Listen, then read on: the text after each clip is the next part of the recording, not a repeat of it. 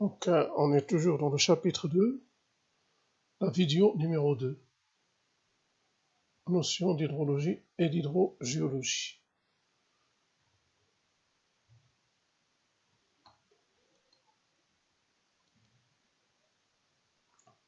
Donc, on a commencé le diagramme de phase. On peut voir que les changements d'état, de l'état liquide à l'état solide ou bien à l'état gaz,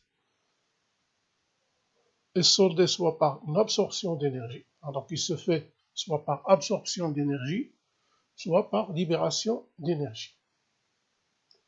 Par exemple, lorsque la glace se transforme en liquide par fusion, donc il y a absorption d'énergie. Par contre, lorsque l'eau liquide se transforme en glace par solidification, la solidification elle se fait par libération d'énergie. La même chose pour l'évaporation, la condensation, la sublimation et la déposition. Donc, le changement d'état se fait soit par absorption d'énergie, soit ce changement d'état est accompagné par une libération d'énergie.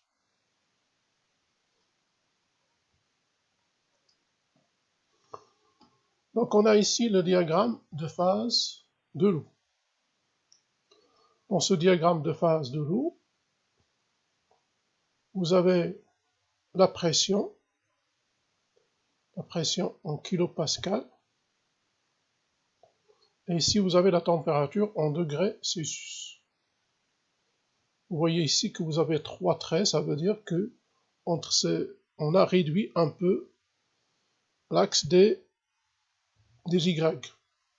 Donc on passe à 1100 à 220. Donc la même chose ici pour la température. Et on voit ici le domaine de pression et de température dans lequel l'eau est à l'état solide. Donc il est sous forme de glace. Et ici le domaine dans lequel l'eau est à l'état liquide. Et dans cette partie-là, vous avez ici le domaine dans lequel l'eau est à l'état de gaz, c'est-à-dire sous forme de vapeur d'eau.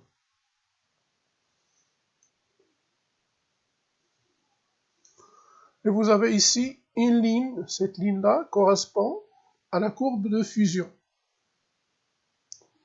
Donc lorsqu'on traverse cette ligne, on passe de l'état solide à l'état liquide. La même chose ici, vous avez une courbe, c'est la courbe de vaporisation. Donc il limite le domaine où l'eau est à l'état liquide et le domaine où l'eau est à l'état gazeux. Et la dernière courbe, c'est la courbe de sublimation. Donc il limite les domaines de pression et de température dans lesquels l'eau est à l'état solide et le domaine où l'eau est à l'état de gaz.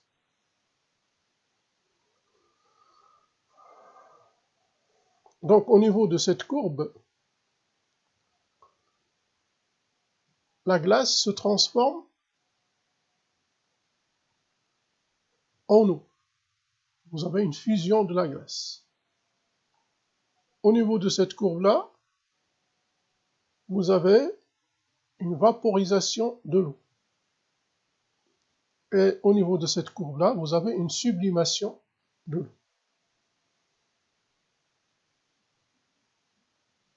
Donc pour que l'eau passe de la glace à l'état liquide, il faut augmenter de température. Pour que l'eau passe de l'état liquide à l'état solide, il faut diminuer la température.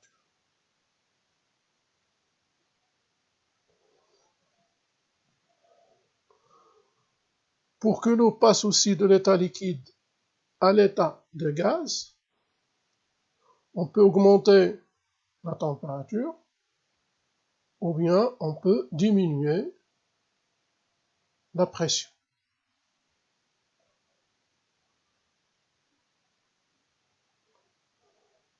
Sur ce point-là, vous avez le point triple. Donc, le point triple, vous avez les températures, c'est 0,01 degrés Celsius et la pression, elle est de 0,61. Donc, ce point triple-là, au niveau de ce point triple-là, l'eau, elle est à l'état solide, liquide et gaz. Donc, il est dans les trois états. Donc, si on a ces températures et ces pressions, donc on aura de l'eau et de la glace et de la vapeur d'eau en même temps. Si on suit la courbe de vaporisation, à une certaine température 374 et de pression que vous avez ici, donc on atteint un point qu'on appelle point critique.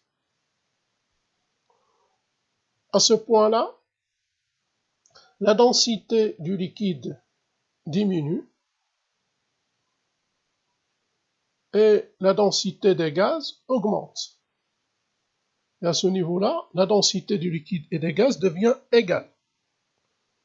Et les caractéristiques physiques qui permettent de distinguer le liquide et les gaz, on voit que ces caractéristiques physiques sont les mêmes pour les liquides et pour les gaz. Et on ne peut pas distinguer ici l'eau liquide de la vapeur. Donc ici, vous avez à cette pression-là, cette pression que vous avez ici, l'eau passe de l'état solide à l'état liquide à une température de 0 degré. Et ici, vous avez 101 kilopascales, ce qui correspond à une atmosphère, à peu près une atmosphère. Donc c'est la pression qu'on trouve à la surface de la Terre.